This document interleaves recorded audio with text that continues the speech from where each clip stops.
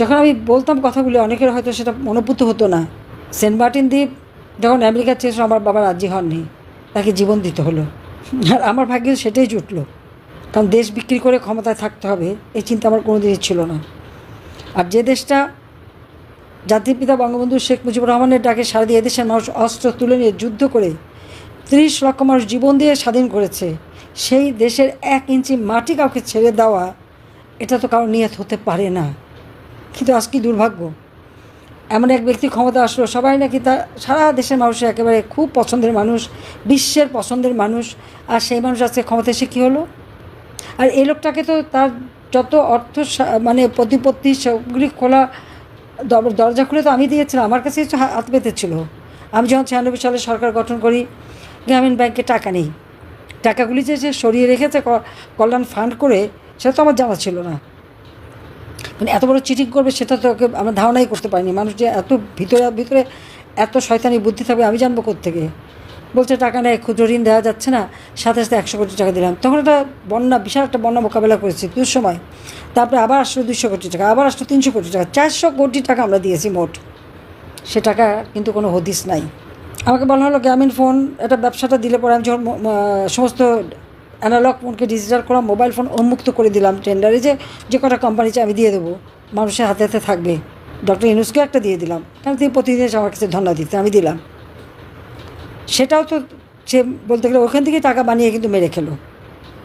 আমি জানি না এখন কারো মনে এই প্রশ্ন জাগে না কেন, যে এই যে 6,000 টাকা বেতনে যে ব্যক্তি 1990 সালে গ্রামীণ ব্যাংকের এমডির চাকরি পেল এবং চাকরি করত, সে কী করে দেশে বিদেশে হাজার হাজার কোটি টাকার মালিক হলো, এই কথাটা কারো মনে প্রশ্নটা জাগলো না কেন? বারবার তো আমাদের পরীক্ষা দিতে হচ্ছে। 2001 সালে বিএনপি এসে খোঁজ করলো আমাদের কোথায় কী সম্পত্তি আছে। খোঁজ করতে করতে মজার ব্যাপার হলো যে আমেরিকায় FBI খুঁজে বের করলো তারেক জিয়ার দুর্নীতি, সেই সিমেন্সের কাছ থেকে টাকা, খালেদা জিয়ার নাইকোর দুর্নীতি, এবং FBI লোক কিন্তু এসে তারেক জিয়ার বিরুদ্ধে সাক্ষী দিয়ে গেছে।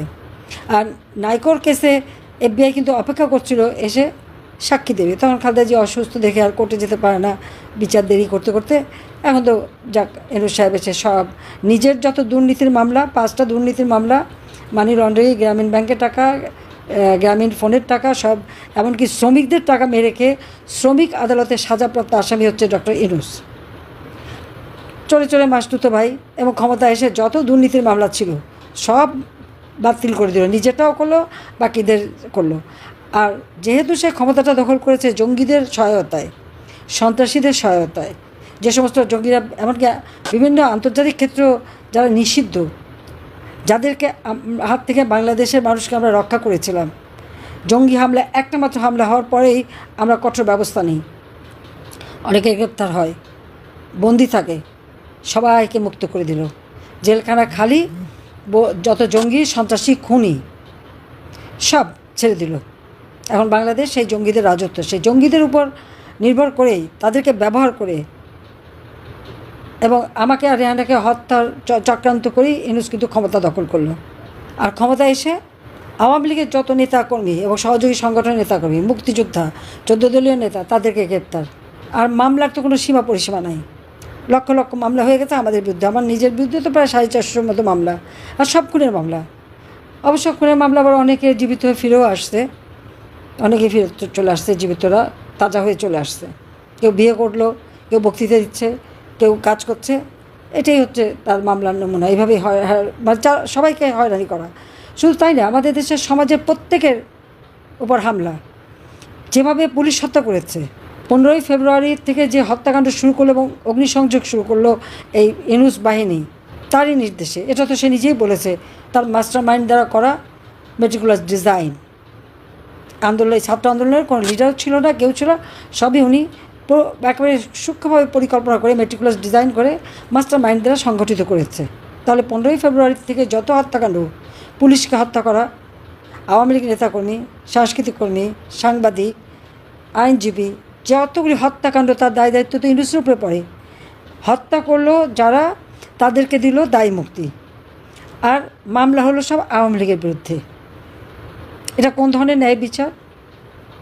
কোন ধরনের গণতন্ত্র আর কোন ধরনের স্বাধীনতা, সেটা আমার প্রশ্ন। মানুষের জীবনের নিরাপত্তা তো আমরা দিয়েছি। আজকে সরকারি কর্মচারীদের যথেচ্ছাচারভাবে চাকরিচ্যুত করা হয়েছে, জনগণের ভোটে নির্বাচিত। আর ইউনূস হচ্ছে জঙ্গিদের দ্বারা ক্ষমতা দখল।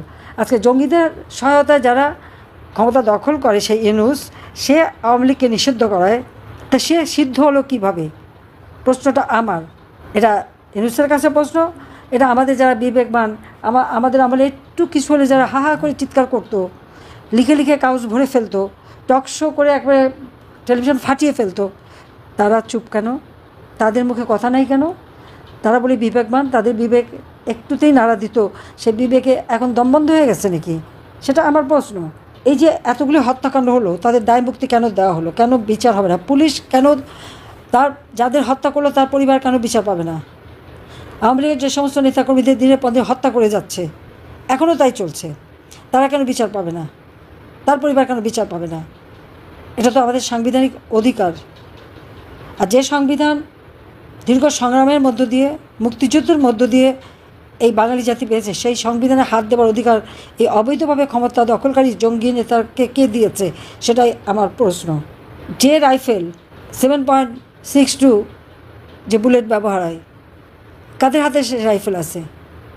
সে অস্ত্র কার হাতে আছে? সেগুলিকে উদ্ধার করা হয়েছে? তা উদ্ধার করেনি। এই অস্ত্রগুলি কোথায় রাখা আছে? কাদের হাতে আছে? জামাতে ইসলামীর যারা ওই পাকিস্তান থেকে ট্রেনিং নিয়ে এসেছে, তাদের হাতে যে অস্ত্র, সেটা কি উদ্ধার করা হয়েছে? জঙ্গি সন্ত্রাসীদের অস্ত্র, ইউনূস বাহিনীদের হাতে অস্ত্র, সেগুলি উদ্ধার না করে পুলিশের কাছে অস্ত্র নিয়ে তাদেরকে লাঠি সাপ্লাই দেওয়া হচ্ছে।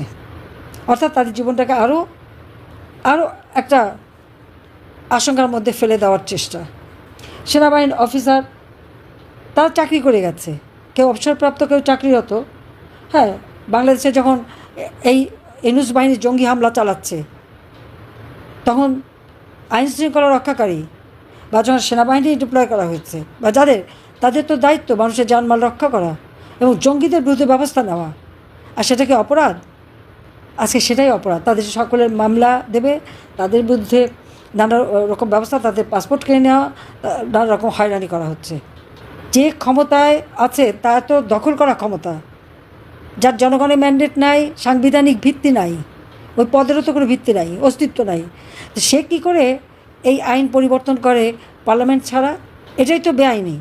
আর সেই আইসিটিতে সবার বিচার, একই মামলায় আমাদের বিরুদ্ধে মামলাও আছে, আবার আইসিটিদের আগে বিচার হবে। এটা তো সম্পূর্ণ অবৈধ, অনৈতিকভাবে করা। আজকে আওয়ামী লীগকে কি কোনো কাজ করতে পারবে না, আর আওয়ামী লীগ করে দেখে তাদের গায়ে হাত তুলবে। আমার প্রশ্ন, মব জাস্টিসের নামে যারা খুন খারাপি করছে, এখানে তো জনগণ নাই, এখানে তো জঙ্গি সন্ত্রাসীরা করে যাচ্ছে। চাপাতি, চাইনিজ কুলার সব কিছু নিয়ে সেই চিফ জাস্টিস থেকে শুরু করে নির্বাচন কমিশন থেকে শুরু করে সব জায়গায় তো হামলা করে করে তাদের পদত্যাগ করায়। ছাত্রদের দিয়ে শিক্ষকদের অপমান করানো, জুতার মালা গলায় পড়ানো, স্কুলের ছাত্রছাত্রী থেকে শুরু করে ইউনিভার্সিটি পর্যন্ত সবার এইভাবে অপমান করা শেখাচ্ছে।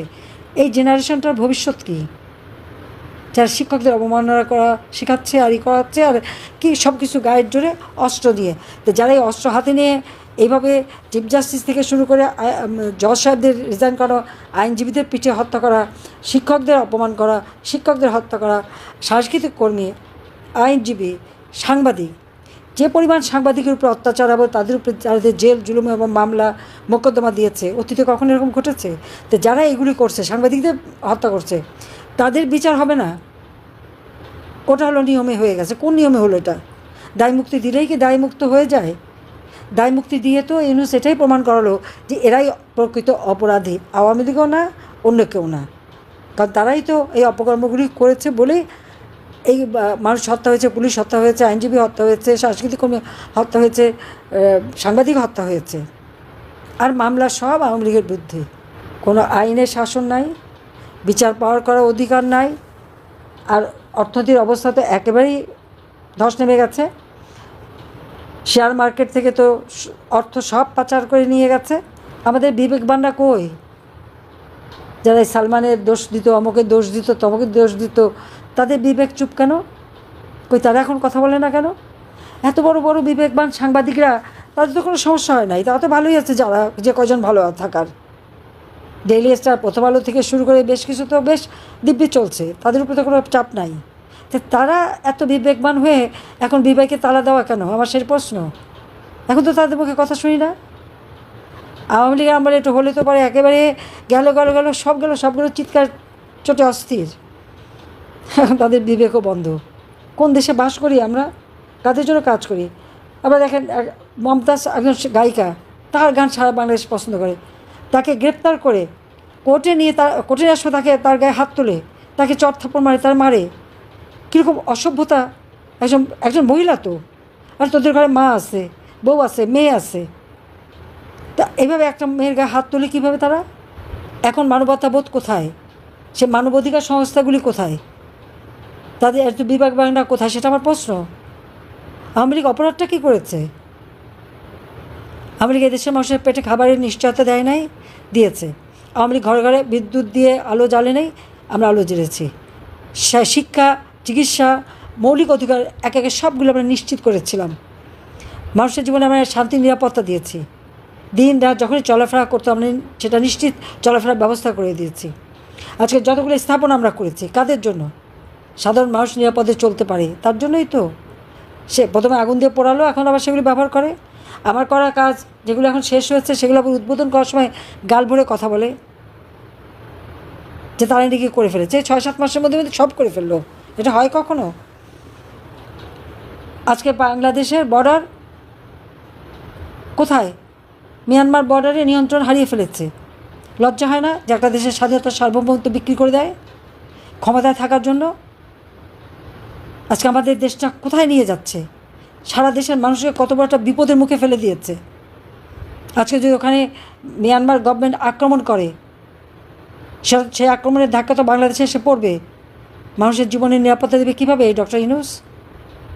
ক্ষমতার লোভী সে আজকে বাংলাদেশের স্বাধীনতার সার্বভৌমত্ব ধুলা মিশিয়ে দিচ্ছে। কি মানবিক করিডর, অমক সমক, তার আবার নতুন নামও বদলাচ্ছে। দরকারটা কি? আমরা তো 11 লক্ষ রোহিঙ্গাকে মানবিক কারণে আশ্রয় দিয়েছি, সেগুলি বৃদ্ধি পেয়ে এখন প্রায় 13 লক্ষে দাঁড়িয়েছে। বলেছিল ক্ষমতা আসতে না আসতেই সব রোহিঙ্গাকে সে ফেরত দিয়ে দেবে। কথা বলেনি। আন্তর্জাতিক ফোরামে যে বলেছে, দেশে বলেছে কই 8 মাসে কয়টা রোহিঙ্গা ফেরত দিতে পারছে? একটাও পারেনি। বরং আরও 1.5 লক্ষ রোহিঙ্গা বাংলাদেশে ঢুকে গেছে। আজ পর্যন্ত যে কটা কথা বলেছে ডক্টর ইউনূসকে একটা কথাও রাখতে পেরেছে? রাখতে পারে নাই। সব মিথ্যা কথার ফুলঝুরি দিয়ে মানুষকে ভুলিয়েছে। এই অবস্থায় তো একটা দেশকে আমরা শেষ হয়ে যেতে দিতে পারি না। কাজে যারা কথা শুধু নির্দেশ, আমি নির্দেশ দিচ্ছি, প্রতিদিন মিছিল মিটিং করে, লিফলেট করে মানুষের ঘরে ঘরে পৌঁছে দেওয়ার প্রতিবাদ করতে হবে। যে সমানের সমান না হলে টিকে থাকা যাবে না। এবং সেইভাবে প্রস্তুতি হয়ে নামেন। যার বাড়িতে হামলা করছে তাদের উপযুক্ত শিক্ষা দিতে হবে।